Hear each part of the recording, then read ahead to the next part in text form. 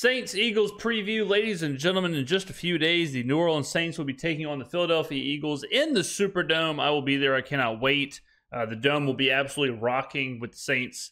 You know, the fans are so fired up right now, so I can't wait for that atmosphere. So today, we're going to start our preview coverage. We'll have multiple videos, well, a video every day, covering the game. We'll cover the betting angles later on in the week. We'll do all that stuff. Right now, I just kind of want to talk analytics here. I'm going to show you kind of some rankings, some numbers, and we'll talk about exactly how this game might go, what the Saints are going to want to do, what the Eagles are going to want to do, and then I will give a little bit of a prediction of what I think is going to happen. All right, so here we go. So this is the defensive DVOA. This is the first thing. Well, actually, let's go to the actual spot. Okay, so last we saw the Philadelphia Eagles, they were absolutely blowing, straight up Nicky Benzing the game against the Atlanta Falcons. Don't Google that, ladies and gentlemen. This is a family show. High values only. Okay, do not Google that.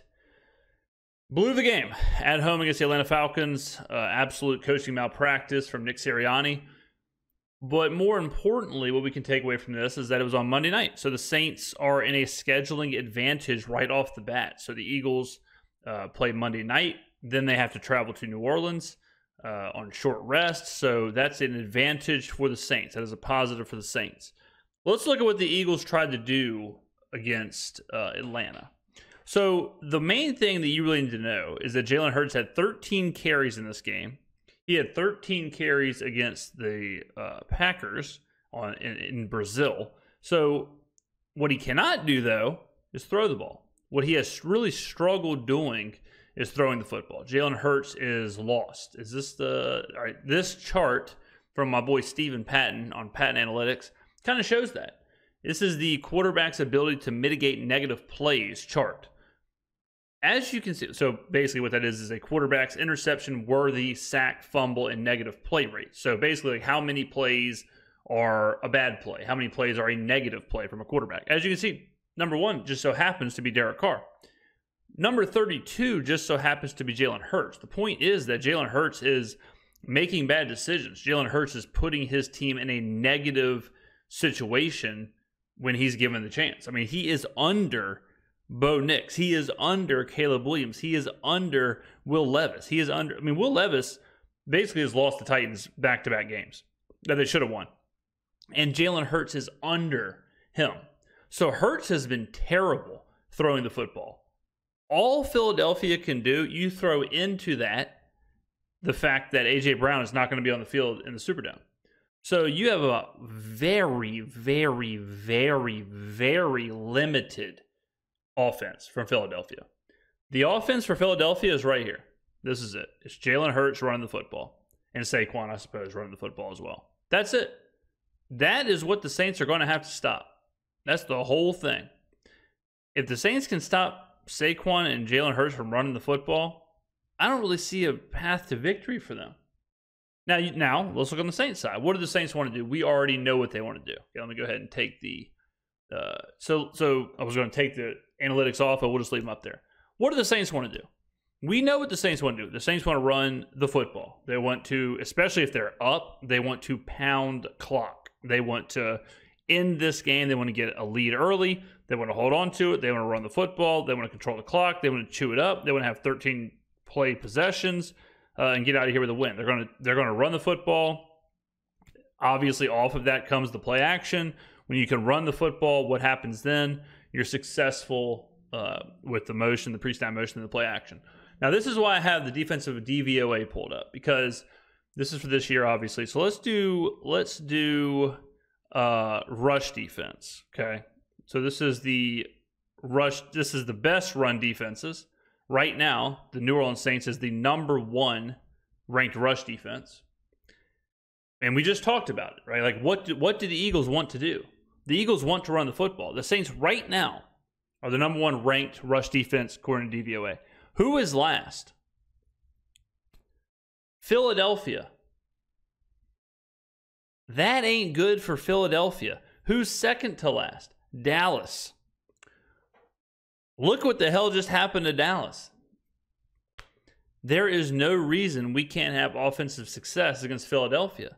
And it looks like we are perfectly set up to stop what Philadelphia wants to do. Just for fun, let's go ahead and look at the whole thing here. So right now, the best defense, or the best performing defense over average, right now is the Chargers, then the Vikings, then the Saints. The Saints are third. Philly is 31st overall. So passing defense and rushing defense. Now, Vic Fangio, I like Vic Fangio. He's the defensive coordinator for the Eagles. Vic Fangio is a bit of a prickly pear, though. And, he got canned in Miami because the players didn't like him. He is now in Philly, taking over for Matt Patricia. Vic Fangio's defenses are notoriously hard and complex. So getting a Vic Fangio defense early is good because the players just aren't up to speed with the defense. It takes a little while. So and that's showing right now. Philly's struggling defensively. I'm not going to put it all on Fangio, but makes sense to me. The fact that they can't stop the run, really they can't stop the pass either, but their defense is sitting there and it's primed up for the Saints to have some serious success, both running and passing. But like we saw against Dallas, Klint Kubiak is perfectly happy to sit there and run the football the entire time. So that is the defensive DVOA. Will do offensive just for fun. Let's rank them. So the number one team obviously is New Orleans from what we saw. Philly is 7, so Philly has been okay offensively, mostly because of their ability to run the ball, I would assume. They are, let's see, they're 8. Is that right? 12. They're 12 rushing. Is that correct? And then passing, let's see what they are passing. They are 7th passing, right? Or 8th? 1, 2, 3, 4, 5, 6, 7. They're 8th passing. 8th passing. So, yeah, I mean, 8 passing, 12 rushing for a 7 cumulative offensive rank. So Philly offensively will be okay. Philly offensively, I think, will be all right moving forward. Now, for this game, not having A.J. Brown's a big deal. Obviously, that's a huge deal there. So, if you look at this game, Philly did deserve to lose the game. I mean, got outgained almost over a yard. YPP. Let's see. Rushing, the Falcons ran the ball better. Philly lost a turnover battle. I mean, at the very end, but so I think Philly deserved to lose this game. I mean, even though they blew it, like looking at the box score, it wasn't like the Falcons got lucky or anything. So that's really what the game is going to come down to. It's a very simple script. It's a very simple script for the Eagles and a very simple script for New Orleans. New Orleans is going to try and keep doing what they have done successfully, and luckily for us that Philly doesn't stop it well.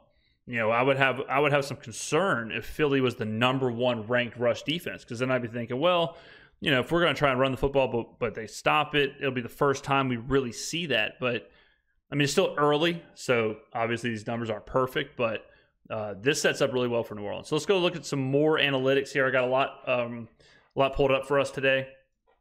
So again, this is the quarterback's ability to mitigate negative play sheet. I just want to emphasize how bad Hurts has been as a passer. I think Jalen Hurts is a talented player, and I think in the right system, a.k.a. Shane Steichen's system, he can be successul for sure. We saw that. I mean, Jalen Hurts was basically the MVP of the NFL until he got hurt, or until he kind of fell off at the end of the season, the year they went to the Super Bowl. But we've seen how good of a coordinator Steichen is. So it's obvious that Hurts is partially, at least, a product of that system. And even more importantly is that when Hurts is asked to pass, it is not good. Like when he is asked to pass, his team is in a negative situation as much, if not more, than any other team in the NFL. Again, these are 2 games, so, it is what it is, but that's the situation there. So let's keep on going here. So this is the market-derived teams tier. This is an objective list. So this is like a computer algorithm of where the betting market power rates these teams. This is not a subjective power rating list. The Eagles are here, and I think the market is pretty high on Philadelphia, or was high on Philadelphia, and the Saints are barely behind them. The Philly is 2 points better The green numbers are how many points better you are than an average team.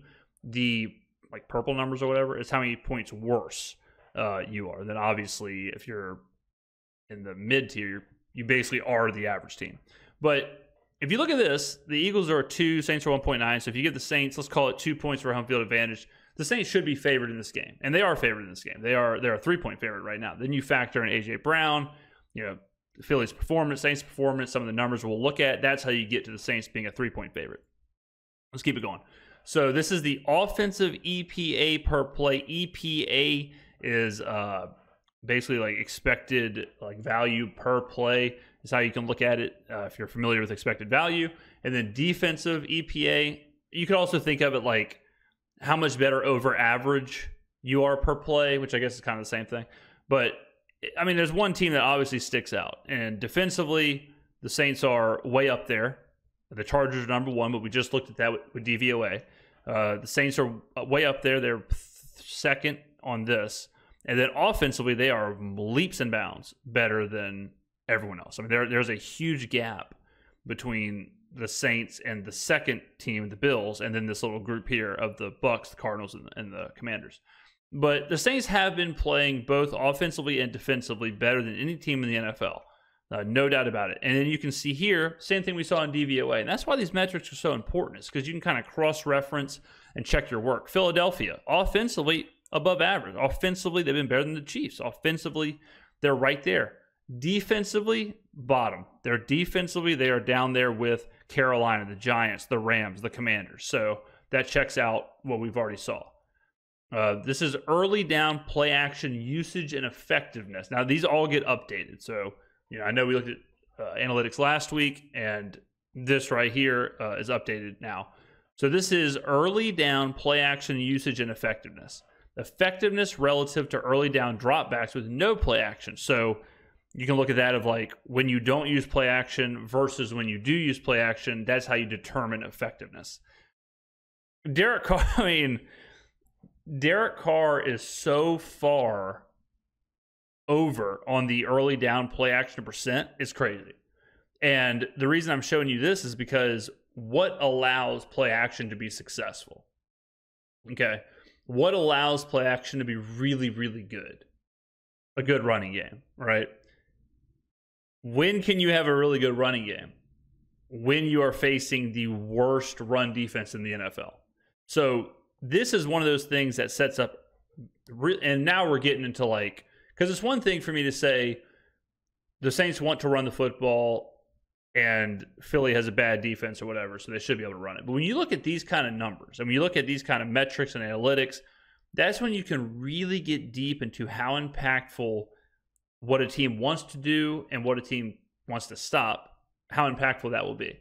Like obviously this right here, if you take this and then you take the DVOA chart with the rush defense and you flip those two back and forth, like this sets up so good for Carr to have success in this game. So good. All right, the next one is the adjusted EPA play quarterback. So this is adjusted. It's weighted. The reason I pulled this one up is because it's weighted for like drops, bad luck, bad and good luck. Because sometimes a quarterback will throw a pass that should be intercepted and is not. And that looks like a plus on the score sheet, but it should be weighted negatively because it should have been intercepted, right? So that's what this does. So this kind of takes all of that out. The Seahawks notoriously had a bunch of drops. And so Geno got negatively hit with those drops, right? But he shouldn't. So that's why a weighted chart like this is better. So Kyler Murray's been so far the best quarterback in the NFL. And then slightly behind him is Carr. And again, this is adjusted. If you do not do the adjusted, if you just do the raw EPA, Carr is actually number 1. Then that's what's on the left here. And then the adjusted is in the middle. So Carr is 2 on the adjusted, a little bit behind Murray, and then Geno, and then where is Jalen Hurts? Hurts is 20th on the adjusted. So he's been bad. Like and I know, and this is another really good reason of why you should look at these metrics and analytics, is because a lot of people will sit here and be like, Jalen Hurts is really good. He went to the Super Bowl, but then you see these metrics and it's like, okay, he might be really good, under the right system, under the right circumstances. But right now, as we sit here, me in front of you a couple of days ahead of this game, right now, he is not playing good. Right now, he has not been good at all. Same thing with Dak. Dak's a good example too, where, after the Browns game, we took a look at that box score and said, actually, this is kind of a fake box score. The Cowboys weren't as dominant as people are making them seem. Dak wasn't very good. But we saw people coming out of that game saying the Cowboys look like a Super Bowl contender. But then you dig into it and you're like, well, Dak's actually been kind of whatever. He's actually not been very good. And then last week, he was pretty bad again. And it reflects it, right? So it's important to look at this kind of stuff. Malik Willis is interesting here at 5. And he kind of cross-references another sheet I have up here. It's the offensive play callers. Where do I have that? Did I not pull that up? The offensive... I thought I pulled the offensive. Offensive one, LaFleur is number 1. Oh, here it is. LaFleur was number 1 in the offensive play caller. Kubiak was number 2. And you cross-reference Willis with that. It's like, okay, LaFleur called one hell of a game with Malik Willis. But Carr playing out of his mind, Hurts not so much. Play caller ratings compared to the easy button usage. Easy button is RPOs, play action, motions, and screens. No surprise, the 2 highest usage of those hombres is Matt LaFleur and Klint Kubiak. Like I just said, the 2 best play callers. And then Coach of the Year, Kevin Stefanski, all the way down here. Unbelievable. So Kubiak is utilizing a ton of... he's using RPO, play action, motions, and screens to a very successful level. And it's always interesting, too, to see, like, McDaniel, Shanahan, Kubiak, LaFleur, Robinson came from, it's all the same, right? Like, all the same group is there. Defensive play callers. So Dennis Allen is, last year he was number 1. He's picking up right where he was. Last year he was 1. Right now he's 3. Jesse Minter is with the Chargers is 1. Austin with the Steelers is 2. And then Allen is 3. Where is Raheem Morris? Or I guess Jimmy Lake is who they're giving this to. So the Falcons are 21. But Vic Fangio, Philly, 27. Not good. Like, this is the coverage and market efficiency with team constraints. Again, this is Pat Analytics. So Fangio struggling. Like, the defense is struggling. And again, I think it's a lot to do with here's an interesting comment. I don't know how true this is, but Fangio also struggles against Shanahan offenses. It's a good thing for the Eagles and Cowboys' sakes that no team in the NFC East runs one, but they're going to face multiple of them out of division this year, and the result of that will likely be that the 1 seed isn't one of them. I don't know who T-Time 982 is, but if he says that Fangio struggles against Shanahan offenses, I got bad news for you. Because the ultimate Shanahan offense is running is lined up against Fangio. So this is the dual play callers. Now, this is something we talked about in the offseason, where in today's NFL, it's less of a head coach. It's less of just a head coach, and it's more of like your 2 coordinators or whoever's calling the plays, and then your man manager. Sometimes it's one person.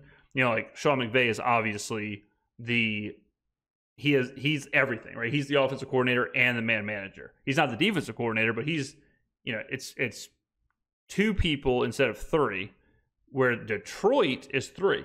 So Detroit, you have your man manager, Dan Campbell, Ben Johnson, your OC, and then Aaron Glenn is your DC. So in New Orleans, it is obviously 2. Your man manager is Dennis Allen. He's the one giving the rah-rah speeches. He's the one giving the pregame, postgame. Dennis Allen's also your defensive coordinator. Klint Kubiak is your offensive coordinator. So how good are the 2 coordinators combined? It's very important in today's NFL. You look at like San Francisco. San Francisco's offensive play calling, really good. There's a difference between their offense and defense. Some teams, like, a lot of teams you can see that, right? Like Atlanta. Offensively, good. Defensively, bad. Okay. Philly, offensively is a little bit better, but still not great in the defensively. New Orleans is very high in both. And that is a beautiful thing. And that is why I think New Orleans will end up having this consistent kind of success. You'll hear the sirens. People are like, well, is what New Orleans is doing, can it continue? And I've been saying that it probably won't continue at this level, but barring an injury, we know like this is going to continue. The play callers are who they are. Like the play callers are the play callers. So even if it isn't at this level and you do kind of reduce to the mean, and some really good teams will kind of boost to their mean as well. Like Kansas City is not the 24th, like Spags and Andy Reid are not 24, right? They'll slowly ascend, and teams at the top like the Saints and the Chargers and whoever else will slowly descend, and you'll find like that kind of season-long average. But when you are at the clip that the Saints are at, even if you go down by half or by even more than that, you're still well above average. Like 0.25 would have them well above average. You'd be in the top 10 easily. You'd probably be the top 5. So, or you'd probably be number 1, honestly. So, 0.25, you would be 5th or 6th. You'd be 6th. So even if you dropped all the way that far, like the consistency, this just shows you like they are calling one hell of a game. And that takes away the players, that takes away the variables of who they're playing, that takes away all that stuff. It's strictly just like how good is the play calling. And for New Orleans, the play calling is insane. And that should be expected because of how good of a defensive coordinator Dennis Allen is and how good of an offensive coordinator Klint Kubiak is. If you want to see success, like if you want to see why the Saints are succeeding, look right here. Why are the Packers succeeding? Because Matt LaFleur is out of his mind as an offensive play caller. Look at that. That is crazy. But if LaFleur was Zach Robinson, they would go from 2 to like 6. So it just shows you how. LaFleur is just unreal right now. And then this right here is a really important one. The designed rushing efficiency through 2 weeks. Quarterback scrambles are not included. That is important because a quarterback scramble is not a designed run. Okay. Number 1 is the Saints. Number 1 is New Orleans. They have the highest EPA per design run. They're like 4th in pure success rate, but if you blend them both, they're number 1. So the Saints have the best rushing offense, let's say the most efficient. The Saints have the most efficient rushing offense in the NFL. And we know from the DVOA we looked at, that right now Philly cannot stop the run. So why the hell would anyone predict Philly to win this game? What do we also know? We also know that Jalen Hurts has been terrible and putting his team in a lot of negative plays. Well, what is Jalen Hurts going to have to do if the Saints are behind, or the Saints are ahead and the Eagles are behind? He's going to have to throw. He's going to have to try and create. The game is going to be on his shoulders. And as you can see, that is good news for the Saints and bad news for the Eagles. So this is how I see this playing out, ladies and gentlemen. I see the Saints establishing the run. I see the Saints being able to do whatever they want on the ground, which then allows them. It's all just such like a drip. It's just amazing how these analytics line up. The Saints are going to want to run the football against Philly's. We'll do this in order. This will be fun. The Saints are going to want to run the football against Philly's worst rushing defense. Because of that, the Saints will be up and the Eagles will be down. Thus, the Eagles will have to throw and Jalen Hurts will have to try and win the game, which he cannot do, which is an advantage for the Saints and a negative for the Eagles.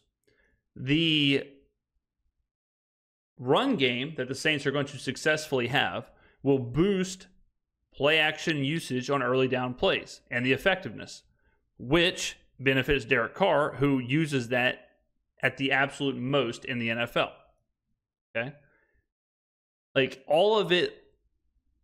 Oh, and then on offense, what are the Saints going to want to do? the Saints offensively are going to want to run continue to run the football, to continue to turn up clock, to continue to end the game and hold on to the lead. Will they be successful in that? Per this, they will be incredibly successful at that because they are the number one most successful team in doing that. So I think the Saints win. I think the Saints roll this game. I think they completely control the game.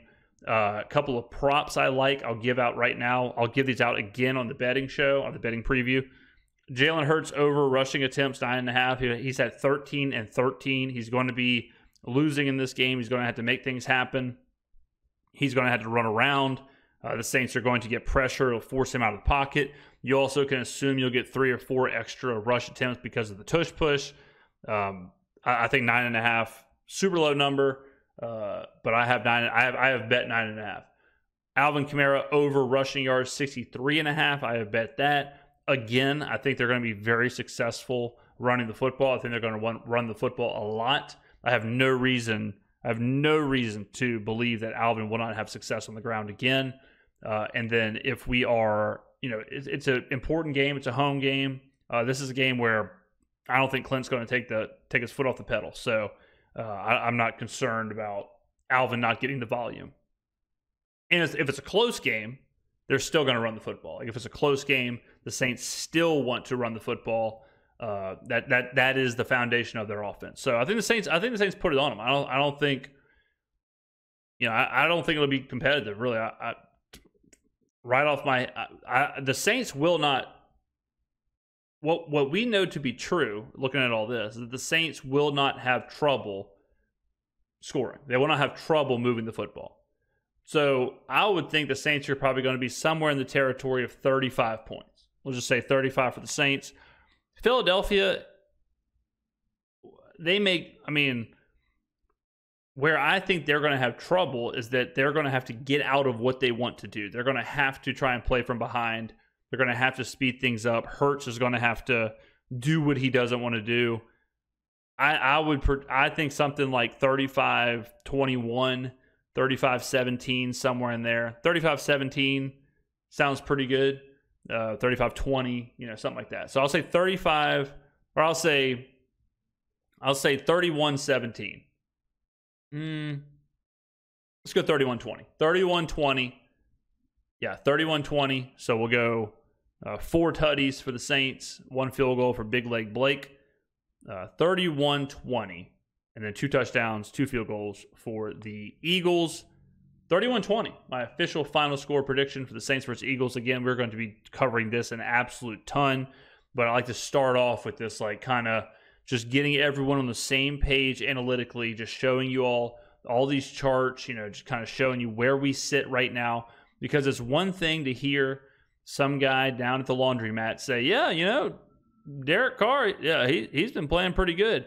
But when you're walking around and these kind of numbers, and you're walking around and the success rate and the EPA and the efficiency numbers and all this, I'm telling you right now, that's how you really get a good knowledge base of the NFL. And we'll do this every single week. I'll kind of go through a rundown of showing you all the charts from some of my favorite analytical follows on Twitter. So get on down in the comments below. Let me know your prediction. What do you think is going to happen in this game? Saints, Eagles in the Dome. Can't wait. I will see you in the next video.